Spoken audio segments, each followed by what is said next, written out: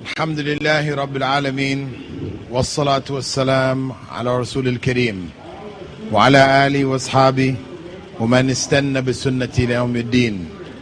All praise due to Allah, and may Allah's peace and blessings be on the last Prophet Muhammad sallallahu alaihi wasallam, and on all those who follow the path of righteousness until the last day.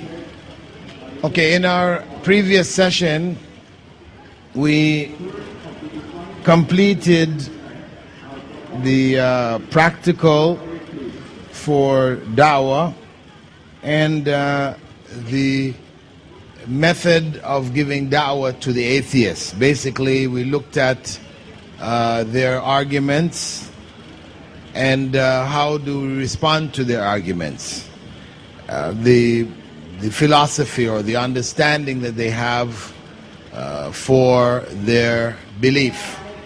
Now, in terms of general da'wah for atheists, I would advise that you find out why that person became an atheist, because we have to keep in mind that atheism is an abnormality. It is an abnormality. So for a person to become an atheist, something must have happened in his or her life. Or they were raised by atheists who something happened in their lives. The norm is for people to grow up believing in God. This is the norm. Right? We talked about that earlier. That's the norm for humankind. So when you find somebody who doesn't believe in God, then we have to treat this person as an abnormal person, in which case you need to find out what made him or her that way. So you ask them, why don't you believe in God? If they say, well, all this tragedy in the world, this is general information. There's something more specific. Okay, leave that aside. But why don't you believe in God personally? So when you find out what was actually behind their disbelief, what led them into disbelief, then you can try to deal with that. Then you can deal with that actual problem.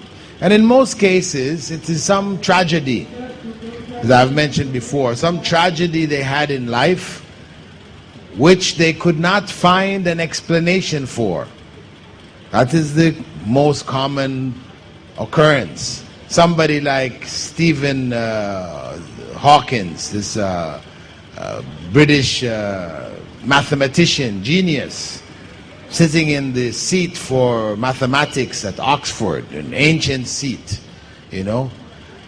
This individual, in his early years, he was raised as a Christian, believing in God, etc.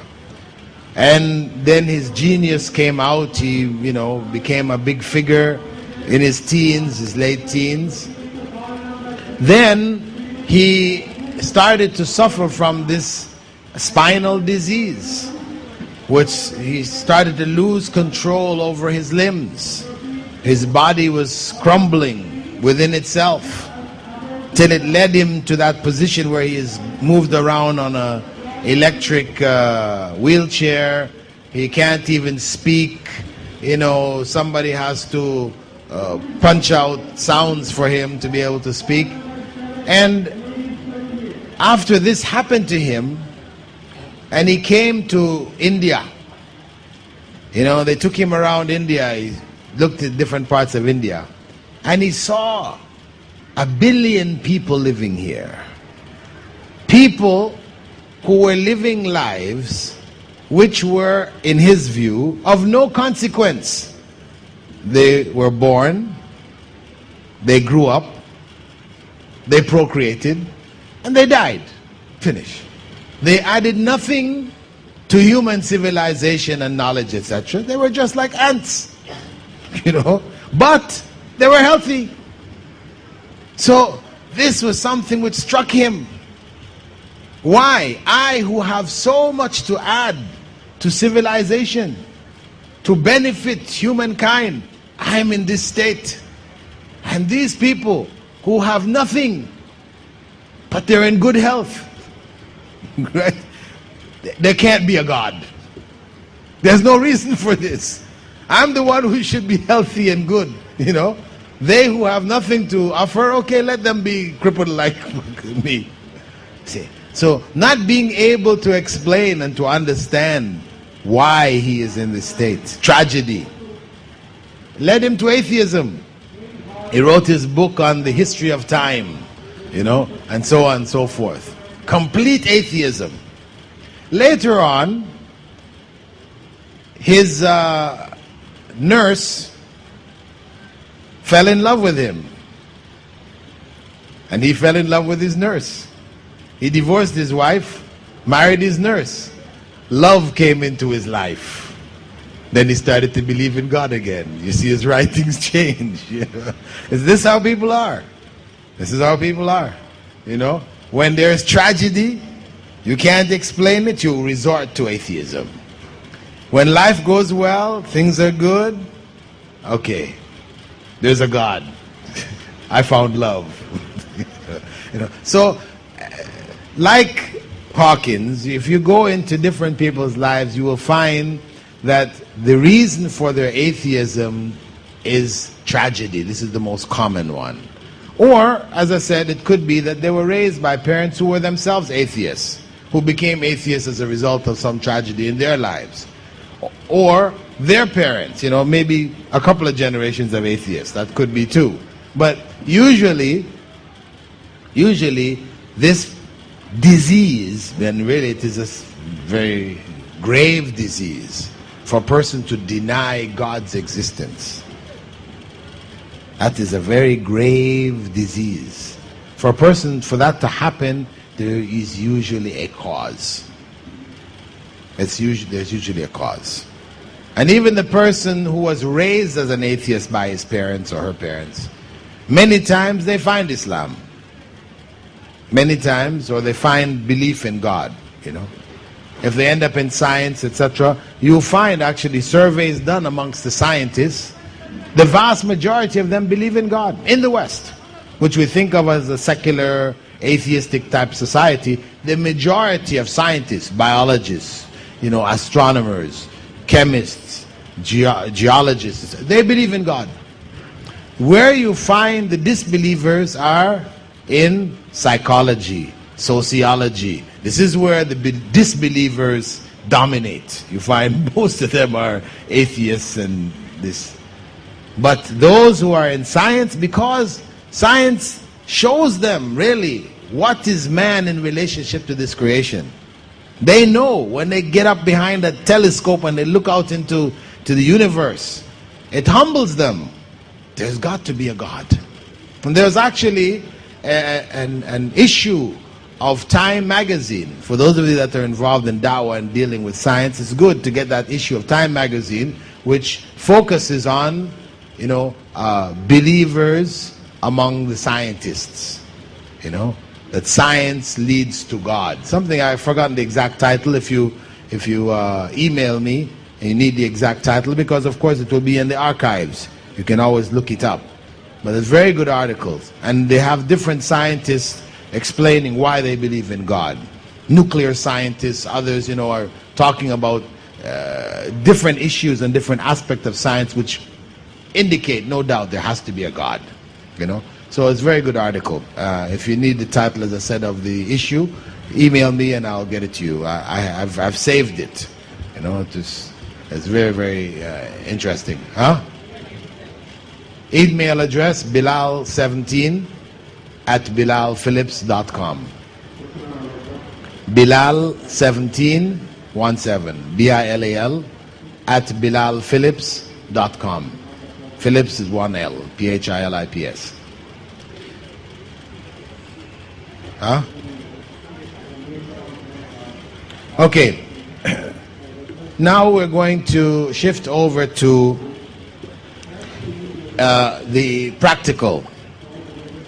We go back into a practical for atheism and deism. Now, the people who I want to answer this time are people who did not answer in the previous practical. I want a new set of people altogether. Okay? So who is first from among the brothers? Who is the first from among the brothers? First question. Who is the first among the sisters? Please pass the microphone to one of the sisters who did not answer last time. First question. What would be your response to atheists who say that it is illogical to believe in God? I would say that it is logical to believe in God and illogical to disbelieve in God. I would show them that the majority of the world believes in God. I would prove to them that... Okay, stop at this point. Can we demonstrate that it is logical to believe in God because the majority of the world believes in God? That's not our argument for the logic. What is the main point that we use to prove that it is logical? Every design must have a designer. No, that is the proof itself. But what is the argument, historical argument that we use? Creator. No. Huh? The Greeks. This is our quick answer. Greeks were the founder of logic. Yes. Not just that the Greeks were the founder of logic, but that Aristotle and Plato proved the existence of God. They proved the existence of God logically. So were the belief in God illogical, it wouldn't make sense that the founders of logic proved God's existence logically. Okay, so that was our quick answer. So our basic answer is to turn the issue around, to tell them, no, it is not illogical. In fact, it is logical. And it is the disbelief in God which is illogical. You know, they say, well, why are you saying that? Well, we say because the founders of logic, they said that there must be a God, proving it logically. Furthermore, the fact that your disbelief in God is illogical, how would you show them that disbelief in God is illogical? I would explain to them the concept of creator. For every creation there must be a creator. Okay, how would you explain that?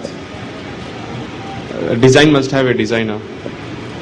Okay, through these design indicating the designer, I mean that is a logical conclusion for human beings.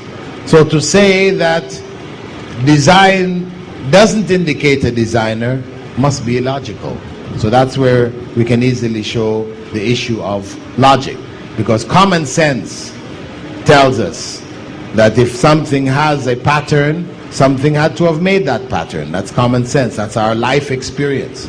So to conclude that the whole thing had a designer to design these patterns is reasonable and logical. To conclude that it has no designer, that it's all by accident, that is illogical. Okay, good. Inshallah. Next. From the sisters. Sister has the microphone. Okay. Who hasn't answered before? Yes, I have an answer. Okay. If an atheist said to you, what makes you so sure there is a God? How would you respond? What about how we can we could not have created ourselves, and if we had to create ourselves, we should have been nothing, and nothing comes from nothing creates nothing. So we have to be created by something uncreated. So okay, so we're saying that you will bring the Quranic argument, yeah, that we were not created by nothing or from nothing, and we didn't create ourselves, right? He's asking, what makes you so sure there's a God? So you would ask them, were you created from nothing? Did nothing create you? Of course they said, no, obviously I had to be created from something. I mean, it's not just you who have been created, there are so many other things also. No, but if the person said, I created myself, I mean, how can it be? Do you have any proof? Like, no, what we say to them is, okay, if you created yourself, it means that you had to not exist. Okay. Right? You had to first not exist. So when you were not in existence, how can you bring what is not in existence into existence? Not possible. That is illogical. Or can we say create one more? Create one more? Yeah. Yeah. Okay. On to the brothers. Next. Who has not answered before, huh? Sometimes an atheist may say, if there is a God, why is there suffering in this world? What would your answer be to that? I will give him the evidence from the Quran that these are the signs, the calamities befall us because they make us to think that there is a God. So just to remind us, Allah shows His signs.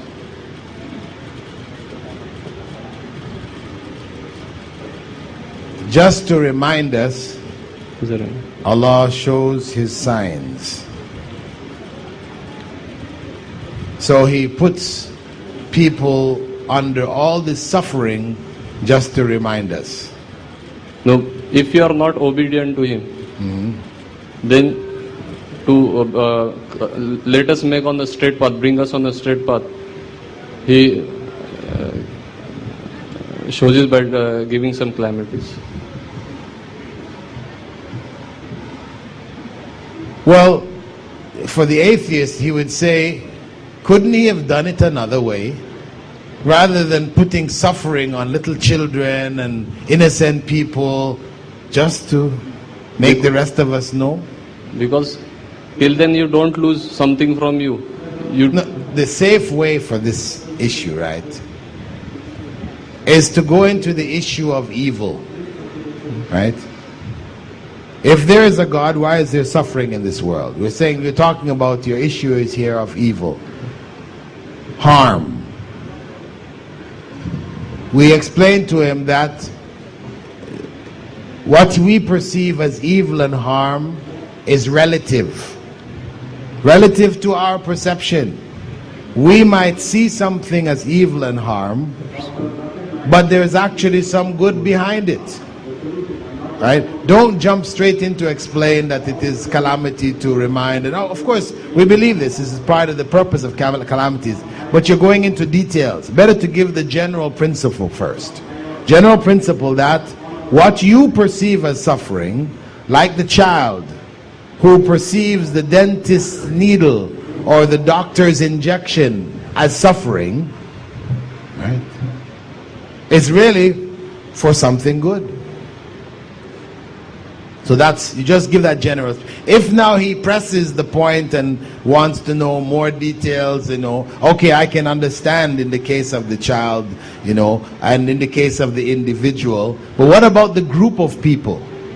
Then you give him the same principle. Because of the fact that you can't see the good, the benefit that is from that group of people suffering, does it mean that there is no benefit?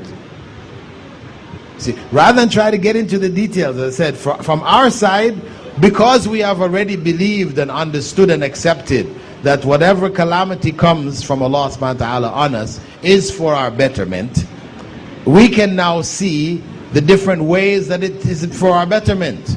It is as a reminder, it is as so on, so on, so forth. That's for us. That's discussion amongst the believers. When you're dealing with the disbelievers, you can't go into that. You have to just stay with the fundamentals. If they can grasp, because that's what you want them to grasp, is the principle. So the first principle is to clarify that Evil. About evil. Yeah, evil and harm, that it is relative to our perception. And you give them the easy example like the child. The child can't see that the needle is good for him.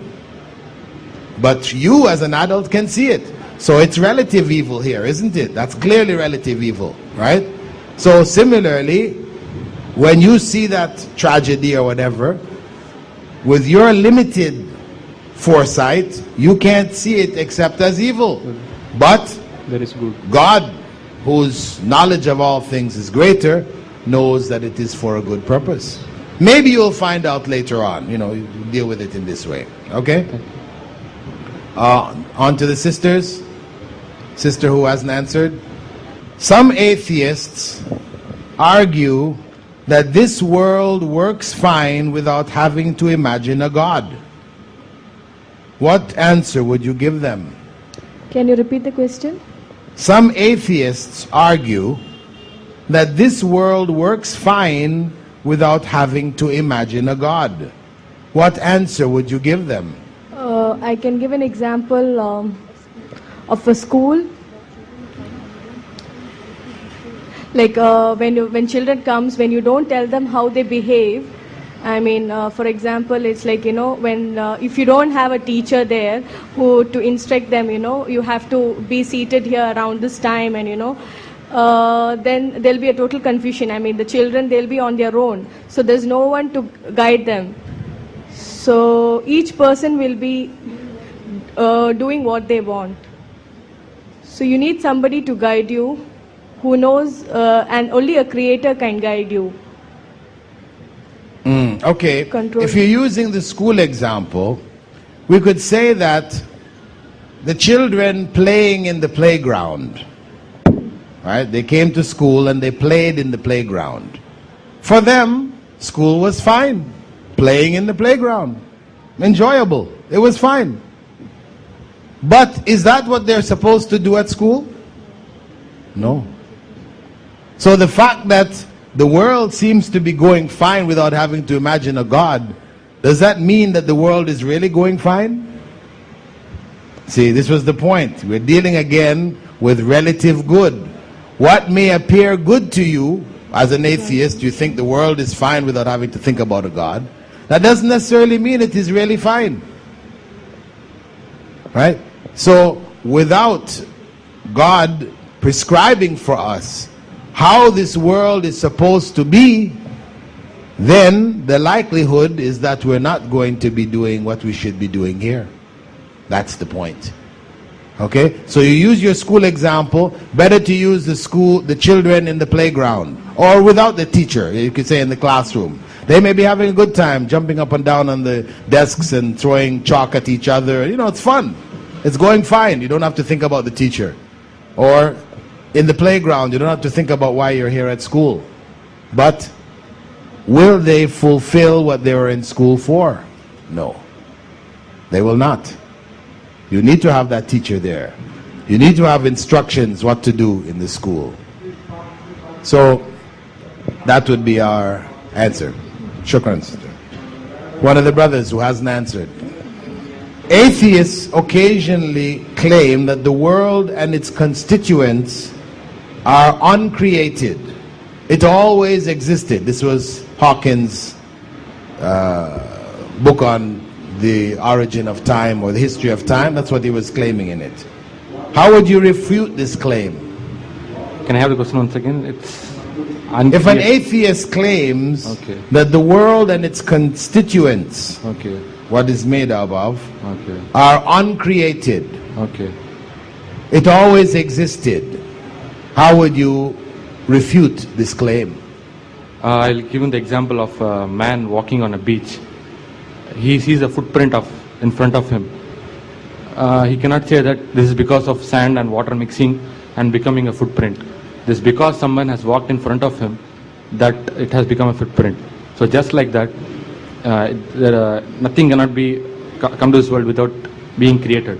So everything is created. Well, I don't think that is the answer. What you said is a correct statement, but it's not the answer to that question or that challenge.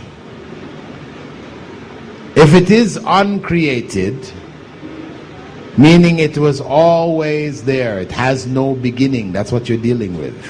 When they say it's uncreated, It means it had no beginning.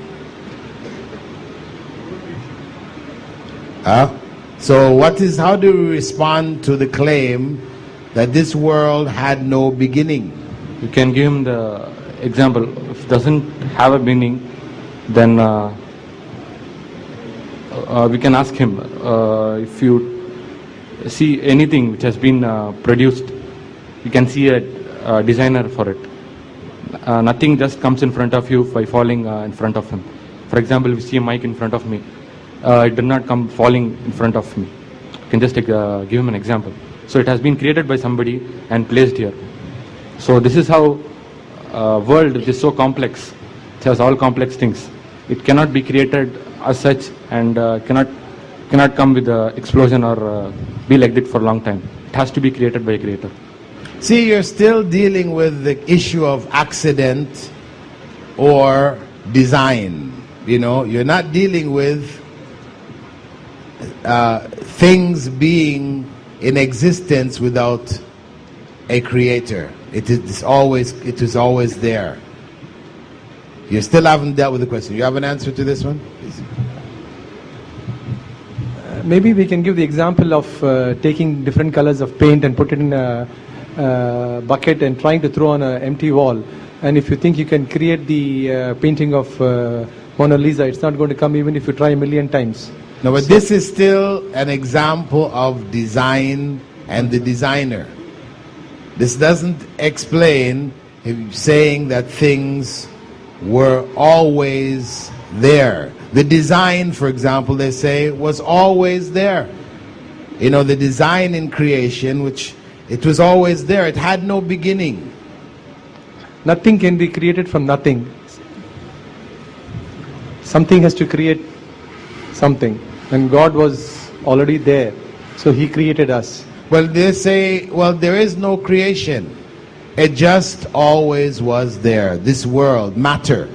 When you ask the components of matter, the atoms, etc., they always were there. When you ask them whether the chicken came first or the egg came first. So if they say chicken came first, then you say, how did you get the egg? So that question of egg and chicken, you can give them. But does that solve it? They say, no problem. The egg came from a chicken that came from an egg that came from a chicken that came from an egg. There was always chickens and eggs around. You can give him the example of the infinity theory. You can say that Aristotle, he rejected that theory because theoretically, if you have to get, like the example you gave yesterday, if you have to get from where you're sitting to the door, you need to walk 50 steps. But if you go on dividing that by 2, by half, then you'll never get a 0. No, it'll just, so that means you actually never get to the door. It'll just go on, it'll become minus. It's not logical to imagine that because you actually can get to the door. Okay, if we're saying then from this that the concept of infinity is a theory, a theoretical concept, which has no support in the real world that we live. In the real world that we live, everything has a beginning. The idea that things don't have any beginning, this is only in the mathematical, theoretical world. Right? So this is one response, what the sister has mentioned, right? So we point out to them that this idea of infinity, do you have an example in the world? Because for you to conclude this, right, we conclude from observation. Have you observed anything through your senses? Because this is going to be a scientist or of some sort, right, who says, I judge things according to, reason and logic and science and what's real and okay. So he says, no, these things have no beginning. Can you give me an example of something in this world around us without a beginning that you have observed as not having a beginning? No. Everything that is observable has beginnings. So this idea of not having a beginning, it comes from mathematics. Infinity, this is a mathematical, theoretical concept. It's not real. infinity is not real. So to say that things have no beginning, they always were there, it means that if it had no beginning, we would not be here. That's the other one. This is the one that Aristotle argued, right? If it had no beginning, we couldn't be here. Because it would take an infinite amount of time to get here. So, that's the same as saying we would never get here. The very fact that we are here now is proof that there was a beginning. Our existence is proof there was a beginning. Remember that we discussed yesterday? Right? So we point out to them infinity concepts. This is theoretical. It's not from the real world. It's from the world of mathematics. What you can do with numbers, you can try to apply that in the real world. It doesn't work. Numbers are not a perfect description of reality. They describe an aspect of reality, and to that degree that it works, we use it. But to the degree it doesn't work, we leave it. As we talked about going to the door, right? We leave that one. Though mathematically it's correct, we leave it. So similarly, the infinity concept is a mathematical theory. It is not real. The real world doesn't support it. Okay? Next question to the sisters. The sister who has not answered a question. You have another suggestion? Go ahead. You said that since we are here, so we need to have a beginning. But if we counter answers that you Muslims, you believe in God and that He has no beginning. So if there is a God, then even He should have some beginning. So how do we say that? Because well, okay, if we said, if they raised the issue about God, and we talked about that before, that He had a beginning, right? We are saying created things have beginnings. Created things. We already said that these created things could not exist without an uncreated being bringing them into existence. If that uncreated being was himself created, then he would be like the rest of us, in need of a creator who was uncreated. Is that clear?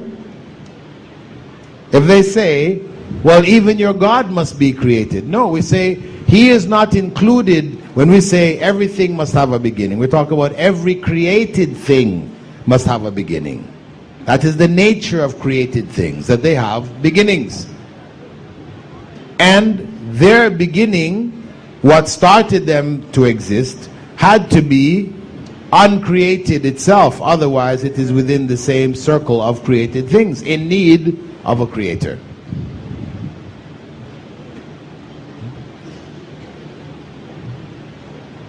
You're going to answer the next question, or you have a comment? Can you use the argument, the law of conservation of energy, that is, the energy can neither be created, thus like God is not created? Well, the law of conservation of energy, that energy can neither be created nor destroyed. For the sake of argument, I accept up to that. That is, I will not accept that is the energy is not created by God. For human beings, energy can not be created. Okay. What about it? Can I use that argument to show that God has no creation? Well, no, it's difficult. I mean, how are we going to use that argument? Because we don't agree with that argument. Energy was created and it will be destroyed. Energy cannot be created by human beings. Okay. Energy can't be created by human beings. So what? So that that's like if it is not possible for human beings to create energy, that's like God has no creation. No, I don't think this is a good argument for that, really. This doesn't, because we're using something that we don't believe in. And the fact that they accept energy can neither be created nor destroyed, that supports their idea that there are things in existence which have no beginning. Right? Energy and other things. And that goes now to the world as a whole. That yes, the world as a whole doesn't have a beginning. That's their argument. But our argument is no. Energy can be created and it will be destroyed. The only existence which is uncreated is God. Okay? Did you answer? Go ahead. Excuse me, brother. I just have a small doubt regarding this. Since we are talking about everything has a beginning, if we were to give an example, can we give an example of the formation of a baby? Saying that a person who wants a child, it takes time. It just doesn't pop up from somewhere. There are certain ways. So everything starts. It doesn't just come by itself. Can we give that as an example? Of things having beginnings? Yes. Yes. I mean, there are so many examples we can take, you know. Whether it is that or even, you know, even the egg from the chicken or anything really around us. Even the table that we're sitting at. Did the table not have a beginning? There was a time when there was no table and somebody had to put that table together. Yeah. Ourselves and all the things around us had beginnings. Yeah. Okay, would you answer the next question now? Yeah. The next question is to males, right? Have you have not answered a question before? No. Okay. No, save it, okay? We can carry on. What would be your answer to an atheist who said that this world came about by chance? I can say about the Big Bang theory. That is at one point there is a matter, then it exploded.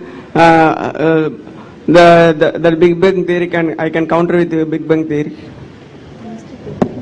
Well, he said that the world came about by chance. He didn't say the Big Bang theory or anything. How do you respond to his statement, this world came about by chance? I can respond by how can by chance that exploded and our earth comes and it tilts to 23.5 degrees so that the night and day comes, and how can by everything by chance that it happens? If it is not exceeds the 23.5 degree, we cannot get the hot and cold conditions.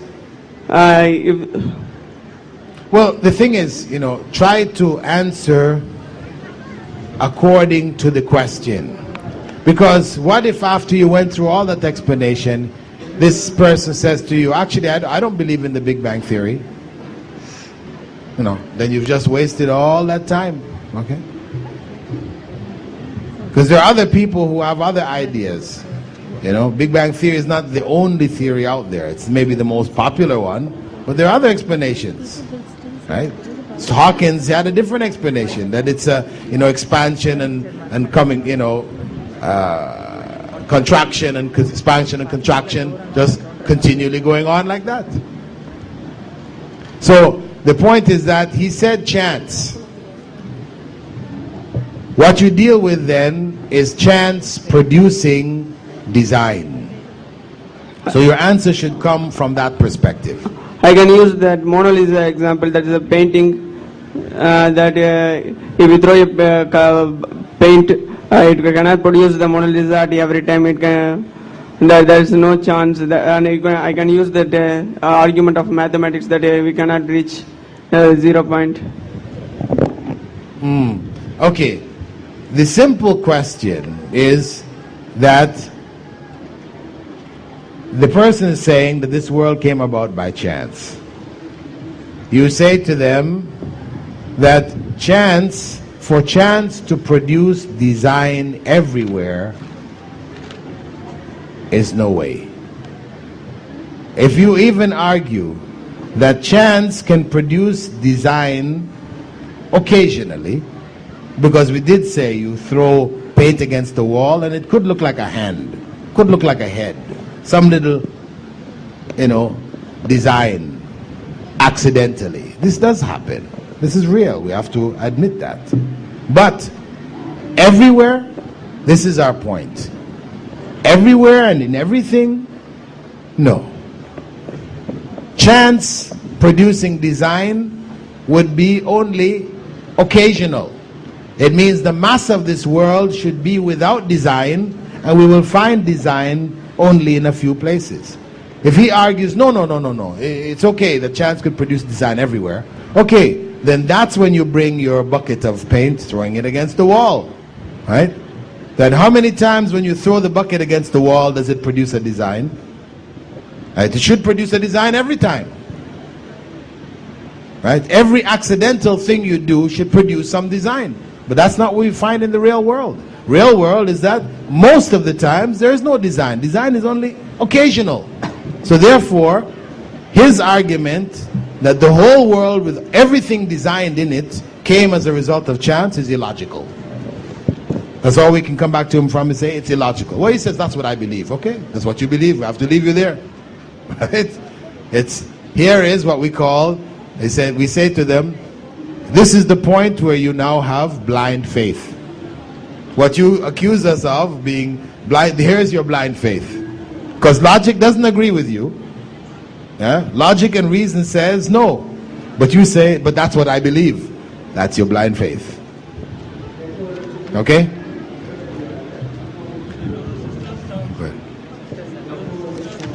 Yeah, to the sisters. My brother had a comment. Go ahead. We say that God is uncreated, so God has got no beginning. And they say that universe is uncreated. The atheist says universe is uncreated, so universe has got no beginning. How do you explain this? Well, we explained that already. That God and the universe are not the same.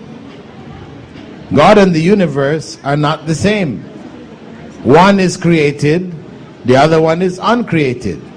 And we said, how did we come to that conclusion? How did Aristotle, how did Plato come to that conclusion? Because of the fact that if the world is uncreated, right, without beginning, the things within it we see being created, being made, being formed. Everything is not static. If we say the world is uncreated in its origin, but everything in it is not static. Things are coming into being all the time. Everything around us is coming into being, having beginnings. So it is illogical to conclude from the things around us, if all of the components seem to have beginnings, it is illogical to conclude that the whole thing didn't have a beginning. It's logical to conclude, since everything we see around us has beginnings, then the whole thing must also have a beginning. That is the logical conclusion. So the person says, well, what about God? Why don't you want to put God there? We say, because if God had a beginning, then he would be part of the world, in need of something to start the whole thing going. So that's why we conclude that God is different from the world. Right? Okay? Okay, next question from the sisters now. Somebody who hasn't answered. Can we pass the mic to somebody who hasn't answered, please? If it's with somebody, just hold up the mic so I know you ready? Okay. How would you reply to the atheist who says, if God is able to do all things, could he create a stone which is too heavy for him to lift? Can you repeat the question? If God is able to do all things, right? God is able to do all things, you believe that, right? Do you believe that or not? Yeah. Yes. Inna Allaha ala kulli shayin qadir. Allah is able to do all things. Okay. Can God create a stone which is too heavy for him to lift?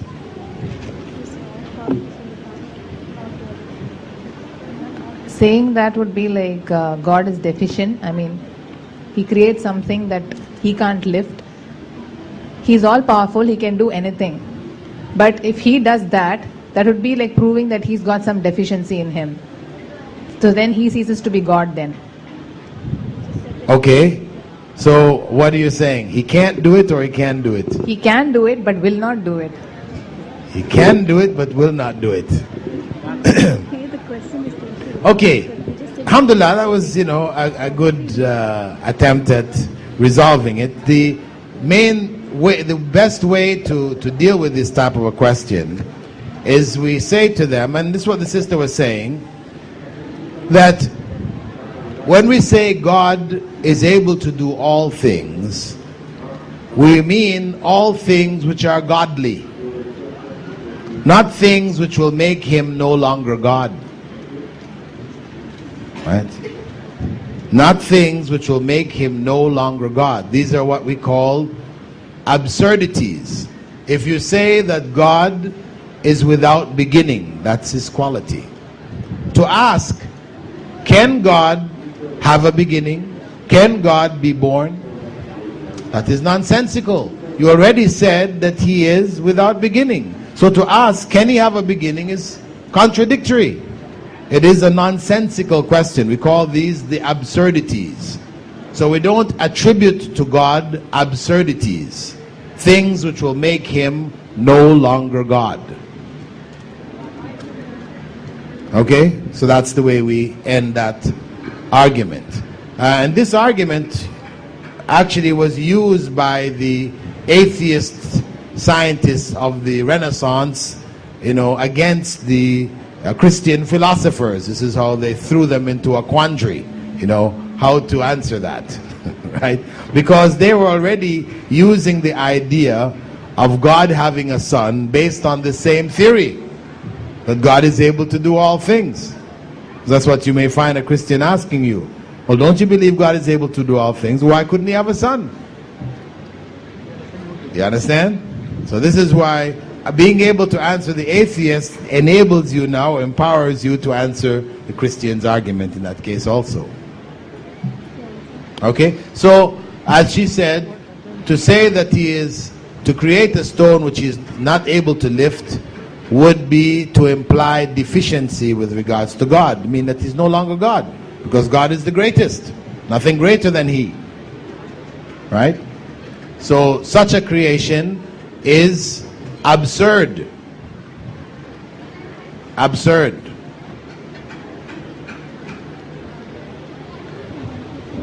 Next question to one of the brothers who has not answered a question. Excuse me, brother. Yes, sister. Can't we say the question in itself contradicts itself? Because the person just agreed that God can do everything. I mean, he started, that's how the atheist starts. You agree that God can do everything. But then he says, can he do this which he will not be able to do? So the question in itself contradicts... No. The atheist is going to say to you, do you believe that God is able to do all things? Or he just makes the statement, since you believe that God is able to do all things, can he make a stone which is too heavy for him to lift? So that question works. It works. But we respond to them that that question is an absurd question because of the fact that you're asking whether God can do something which makes him no longer God. You see, that is absurd. Can God be no longer God? God is God. So that is an absurd question. Question number 8. Is this on to one of the brothers who has not answered a question?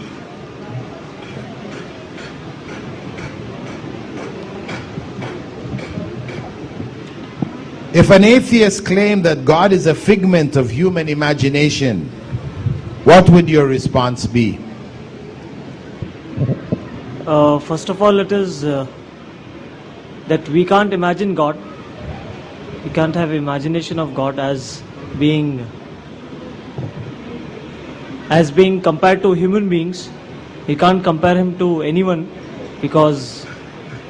No, the question, what is the question? The question is that the atheist says to you that really God is a product of human imagination.